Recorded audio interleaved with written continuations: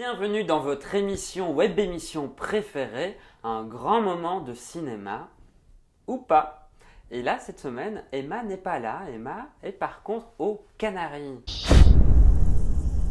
Bonjour Emma, comment vas-tu? Écoute, je vais très très bien. Si toi tu aimes aller à la neige, moi j'aime aller au soleil. Je passe donc mes journées au bord de la piscine, en train de siroter quelques cocktails de jus de fruits. Puisque tu sirotes tes petits cocktails, ceux qui te changent de l'eau et du CCML, je te laisse la joie et l'honneur de nous dire de quoi nous parlons justement. Eh bien Nicolas, moi j'aimerais bien que tu me parles de Papa ou Maman, une comédie française. Tu pourrais parler également de A Most Violent Year.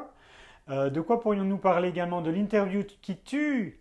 Ce serait bien ça quand même, un grand film qui a beaucoup fait parler de lui. Eh bien oui, un très joli programme et qui sera complété par un faux documentaire, What We Do in the Shadow. Ah oui, c'est vrai, il y avait encore ce film-là. C'est, je pense, son coup de cœur. C'est très très drôle, on découvre le quotidien de vampires aujourd'hui en Nouvelle-Zélande. C'est savoureux du début à la fin, c'est plein de rebondissements. À chaque fois que le film retombe, ça va plus loin, c'est un casting hors pair, ils s'en sortent vraiment admirablement bien. Tout fonctionne très bien et ça m'a fait penser à un film belge, également un faux documentaire sur les vampires qui s'appelait Vampire. Est-ce que c'est plus savoureux et donc plus drôle que Papa ou Maman, par exemple? Ben, disons que Papa ou Maman, dans le marasme des comédies françaises, fonctionne. Dans l'absolu, c'est pas vraiment savoureux, quoi. Ça marche bien parce qu'il y a un super duo avec Laurent Lafitte et Marina Foïs. Il y a quand même un problème d'écriture, il y a un problème d'équilibre. Maintenant, ça fonctionne, c'est très très efficace. Mais à côté de What We Do in the Shadows, c'est de... Comment dire? Papa ou Maman, c'est un peu du McDonald's de cinéma. Bon, ok, c'est un peu balourd, mais est-ce que c'est tout aussi balourd que l'interview qui tue? Ah non. L'interview qui tue est par définition un film balourd de chez Balourd. C'est relativement bien écrit. On a un duo comique qui est tellement pathétique qu'ils ne sont pas drôles, mais c'est voulu. Quand on voit la promotion qu'ils ont fait autour du film, où ils sont habillés en stripteaseuses sortant de gâteaux notamment, ça donne le niveau du film.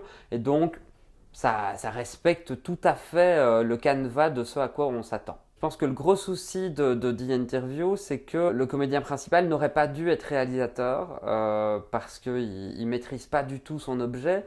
Bon, Nicolas, il nous reste un film à parler cette semaine, c'est A Most Violent Year, un film que tu as aimé? C'est un film très esthétique mais qui fonctionne très bien. Ce qui est surprenant, c'est que c'est presque un film assez banal dans l'histoire, mais pas du tout dans le traitement. Le film est construit comme un vrai thriller, donc c'est complètement passionnant, c'est haletant, on plonge dedans et on se dit qu'il va se passer mille et une choses, alors qu'il n'y a pas énormément de rebondissements.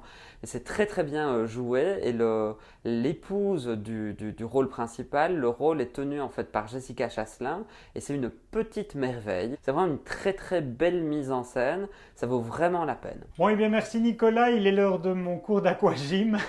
On m'appelle. À la semaine prochaine, salut! Donc voilà, hein, j'avais donc raison de crier, il fait de l'aquagym maintenant. Sur ce, à la semaine prochaine!